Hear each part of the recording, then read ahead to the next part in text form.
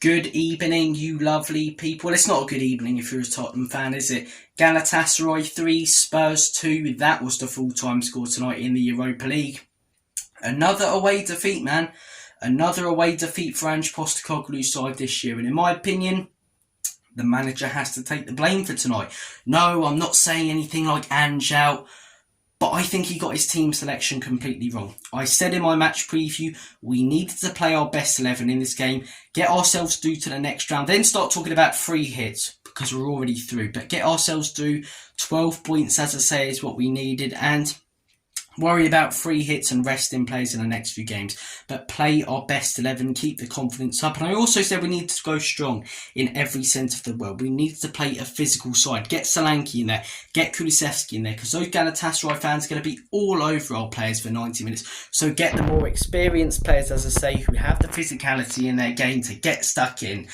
And we didn't play our physical players. Kulusevski, Solanke on the bench. We started a few youngsters, which I said I don't think we should in my match preview. And those youngsters got absolutely brutalised by that Galatasaray fan base. And surprise, surprise, they couldn't handle it. They crumbled like a chocolate digestive in a milky tea. And I don't blame the youngsters because I think a lot of them are talented. I blame the manager for starting them in a game like this.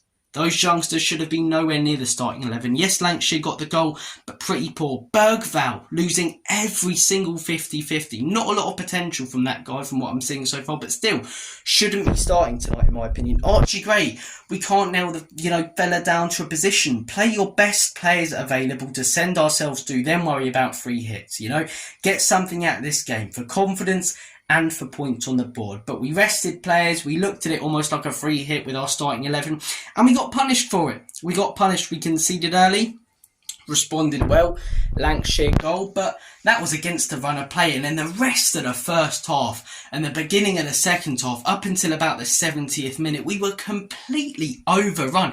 It genuinely could have been 7 or 8. It could have been, a cricket score. It really, really could have. Osimhen had a hatful. He really, really did. But he managed to bury 2, as I say, at the end of that first half. Beginning of the second half, we were lucky for it to be 3-1. And then Ange brings on Kulusevski. Then he brings on Solanke. And surprise, surprise, we start winning 50-50 duels, even though we're down to 10, even though Lancashire got sent off.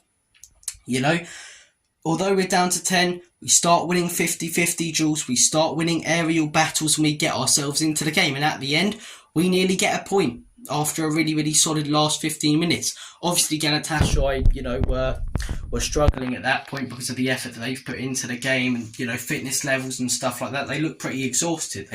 They looked deaf towards the end, didn't they? But as soon as we bring on the physical players, as I say, with more experience, we step up our game. And I can't help but think, if we started those players, confidence still would have been extremely high in the fan base. After that Villa win, we would have went on to get 3 points or at least a point and heading into that Ipswich game with real confidence. But no, played youngsters like it was a free hit, as I say. They got brutalised by that fan base, trying to play out from the back constantly when it didn't work at all today. It didn't, This is the thing.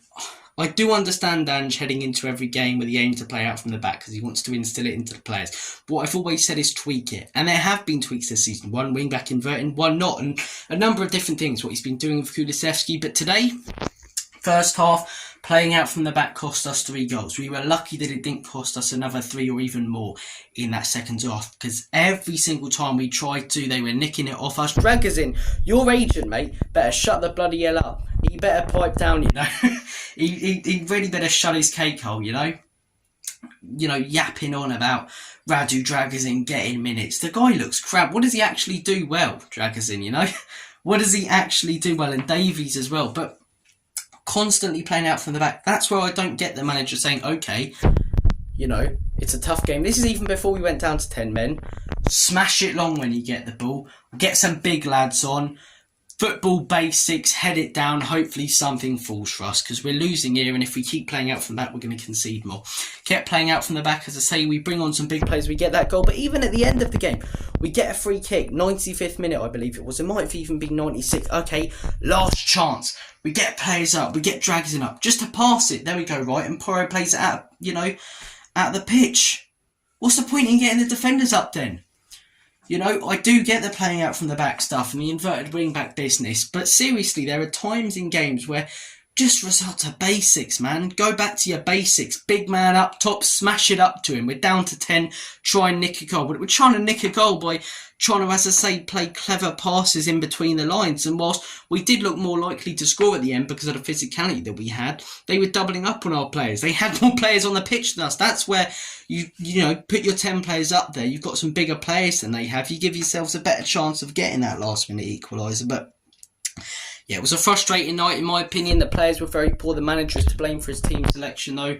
But guys, hopefully we move on to Ipswich, as I say, get the win. Thankfully we got the 3 wins in the Europa League, so it's not a massive blow this game. But still, should have won it, should have sent ourselves through. Now we lose to Roma. All of a sudden, there's a bit of pressure, and even if we get through, you know, maybe we don't, you know, finish first or second or third, and we have a tougher draw when we get through. So, in my opinion, the manager completely mucked up tonight. It weren't a really good night whatsoever, but yeah, you know, really frustrating. Really frustrating. Guys, I'm going to make like a banana and split. Have a good day or evening, rest of your night, and as always, come on you Spurs.